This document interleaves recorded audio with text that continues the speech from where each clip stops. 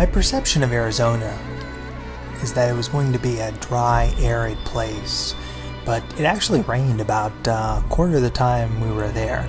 This was true also in the first day where we went in and we went to Old Town. We found a small French restaurant and ate there.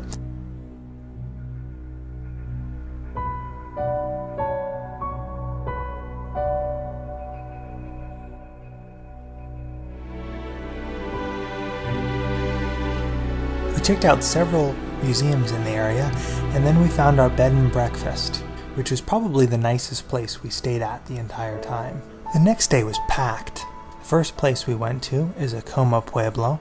Yeah, I have a couple of pictures here from Acoma. I should say we have a couple of pictures near Acoma. You actually couldn't take pictures in Acoma. They would sell you pictures, but you couldn't take them yourself. We did have a great guide, and he told some very interesting stories, mostly about the Spanish and what the Spanish did to get the Native Americans to acquiesce and how they forced them into Christianity. The next two places we didn't really have time to explore, but we were able to drive by and see a little bit. The first was El Malpais, and they had an arch called La Ventana, or the window, and the second one was a Zuni Acoma trail. We were able to go to the ice caves and see Bandera volcano, which was interesting. You could see how it had scarred the landscape.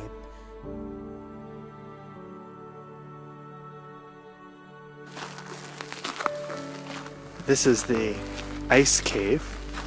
This is old lava remains.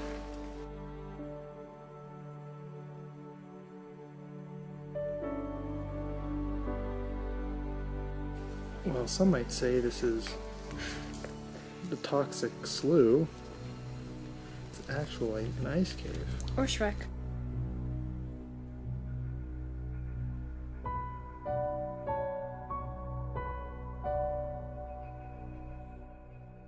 A lava tube is formed when the molten lava pours out of the volcano.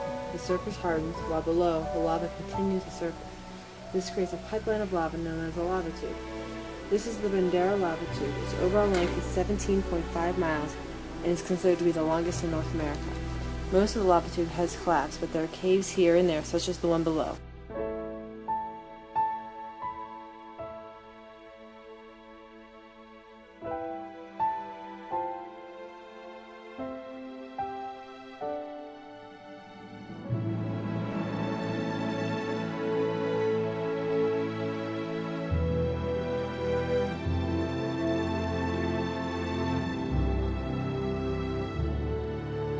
And following this, at the end of the day, we went to El Morro, where they had a beautiful hiking trail, and we were able to see the sunset, and we were also able to see some hieroglyphics or writing on the walls. You could see all the different explorers who had been to the area, and they all wrote their names.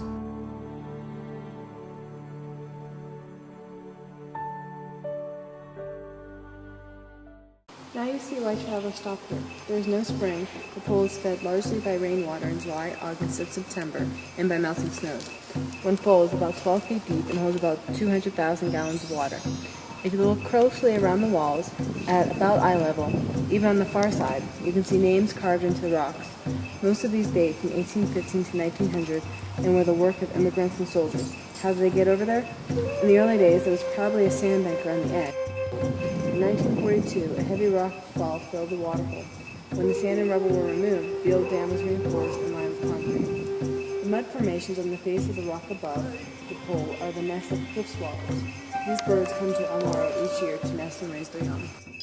The ponderosa pine. Petroglyphs seen in the reddish sandstone were probably carved by the people that lived on top of the mesa 700 years ago.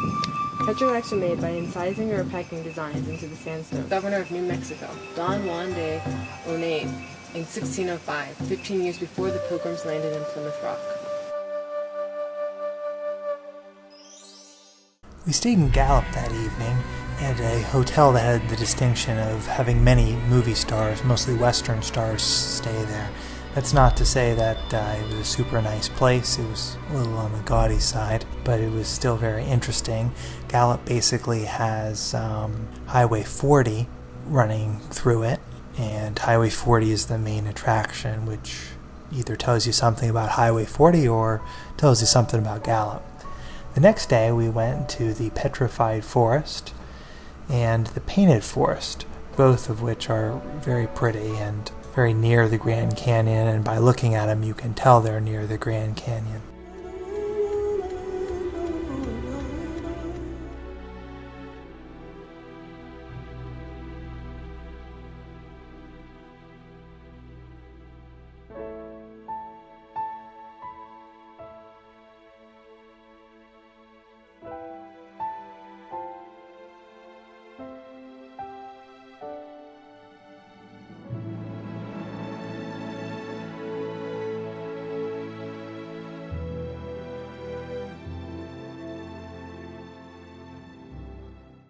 Here probably is not from this general area. That's the question I get a lot is, did the rangers move all these trees here to show people, that kind of thing. Mostly no. They built this here because the trees were here already. But in some cases, like this piece, this was actually confiscated from someone who was attempting to steal it from the park. And there's probably a tropical pine tree. So all the trees that you're going to see when you walk around, the naturally occurring trees, are mostly from this one species. The whole park is just full of this hundreds, some places thousands of feet of sediment that have been laid down by river systems. His home was made out of petrified wood.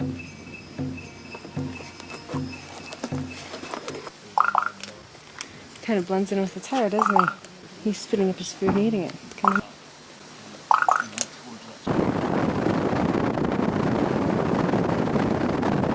That figure, well, when comes June 21st and the sun shines and it goes down through that crack and hits that precise target, they knew that it was safe to plant their crops.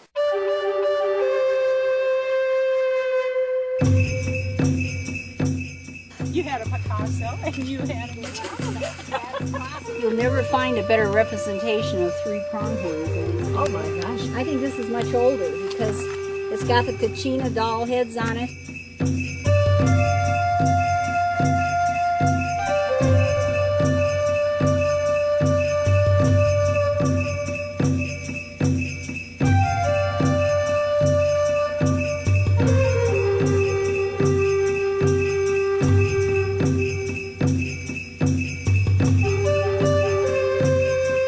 This is the Painted Desert.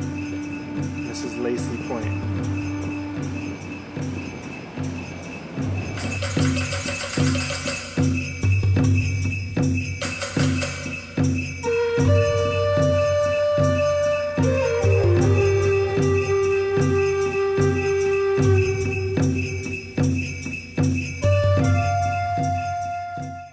We're now on the Navajo reservation. This is the Ray.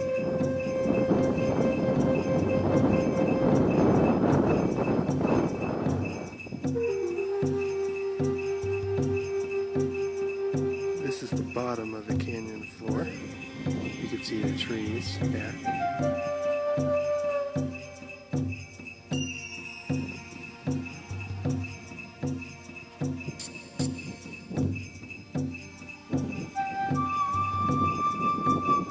This is Sliding House. They call it Sliding House because the homes all slid down into the valley and were destroyed.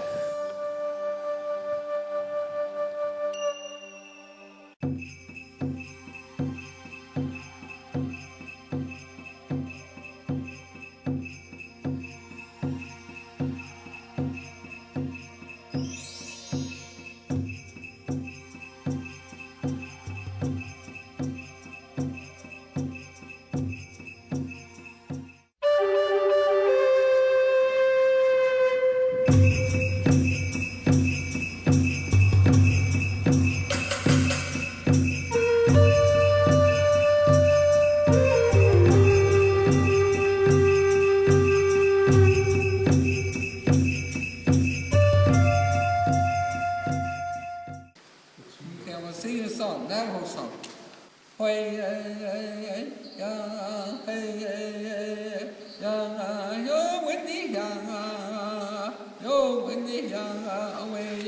hey, hey, hey, ya, yo, when they ya, yo, when they ya, away, ya, hey, hey, hey, ya, yo, hang, yo, hang, yo, hang,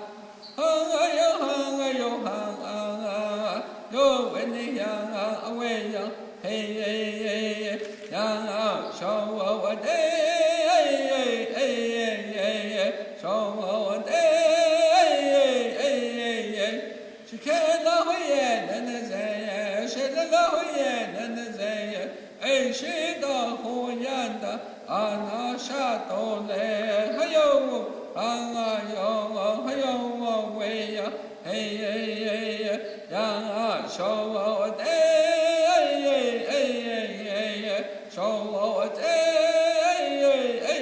hey, she can't love yet, and the say, she the love yet, and the say, hey, she the whole yanda, and a shadow, hayo, hayo, hayo, way, hey, hey, hey, ya, ya, when they ya, yo, when they ya, away, way, hey, hey, hey, oh, hey, hey, hey, hey, way, thank you. Woo! The whole, you can see, looks like a profile of a bird. Looks like an eagle, you see. This is where they used to do the eagle dance too, you know? This is Four Corners Monument. Probably the worst $3 ever spent.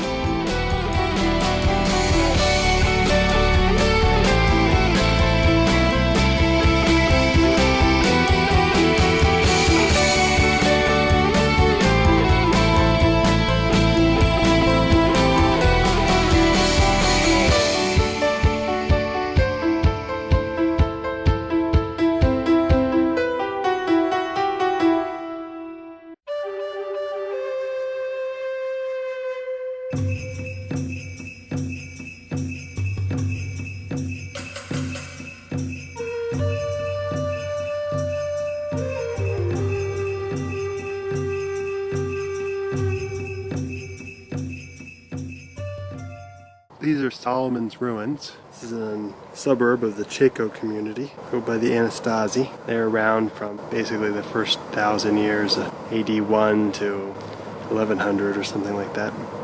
More ruins. This is the ceremonial kiva, mostly round rooms, used by the men in the community.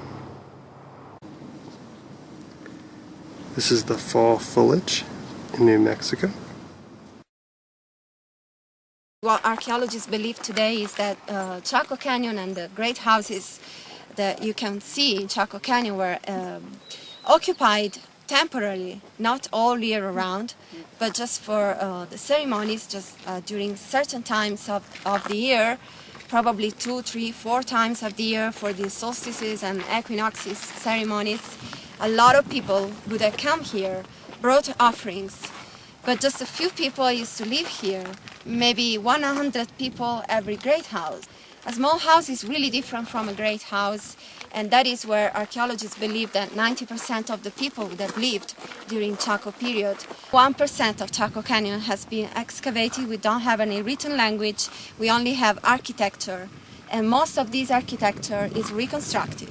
So imagine how it's difficult to be an archaeologist, to be also a guide in the Southwest. They are Hopi, Zuni, and Pueblo, and today they live all around. In a way, they are related to the Chacoan builders because they intermarried with the Pueblo people. And today it happens that some Navajo clans, they claim descendants to the Chacoan builders. Other clans, they don't like Chaco, and they think that this was a place of perversion, just like our Sodom and Gomorrah, and they think that it's something that must not happen again. So this was not an egalitarian society. Probably they had a hierarchy. It was a hierarchy society. And that could be proved by the burials. For example, all of the burials that have been found in the great houses, in the Chacoan great houses, they are taller, wealthier, and they have the less iron deficiency than any other burials in the Southwest. One of the reasons why they left is just because these constructions were not good for defense. Think about the cliff dwellings at Mesa Verde. If you've been there, they're really different. The cliff dwellings at Mesa Verde are much more suitable for defense. What you see in Chaco is really unique. The great houses are something characteristic, typical of this canyon only. You will never find great houses before 850, and you'll never find other great houses, other construction like this after 1130. So the people evolved their culture, they probably interacted with other cultures, but they stopped building great houses and they started building other cliff dwellings. We're on the Jemez Reservation, just west of Santa Fe. We're looking at part of the ancient pueblo. During the first decades of Spanish colonization in Mexico and South America, professional architects and engineers brought knowledge to the new providences. Such was not the case in the 17th century in New Mexico. No secular building experts entered this area among the colonists. The friars were left to their own devices. They relied on the memories of the fine churches in Europe and Mexico and translated these memories to the soil of New Mexico. This is the inside of the mission. We're now in Bandalier National Park, right outside Santa Fe. This is a kiva. It is a Native American religious structure used by the tribesmen. Bandalier National Park is in a volcanic canyon in the middle of a large desert. It's best known for mesas, sheared wall canyons, and several thousand ancestral pueblo dwellings. In Frijoles Canyon, you will find some of the best archaeological sites. These were inhabited from the 1100s into the mid-1500s, but earlier groups had used this area for thousands of years. One of the main reasons that people came here was because it had a reliable water source.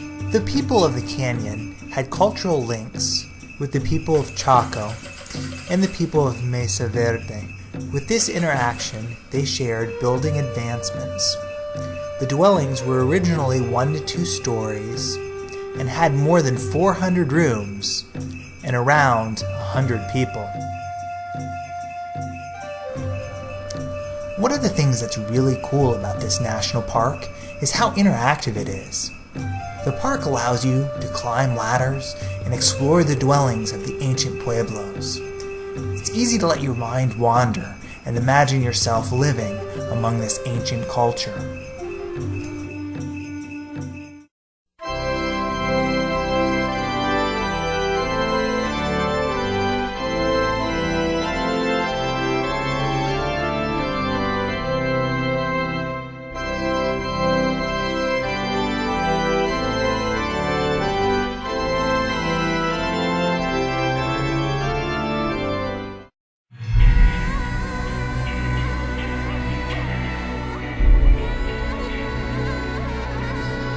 The Palace of the Governors. Outside there are Native American crafts. It's the only place where they have regulations.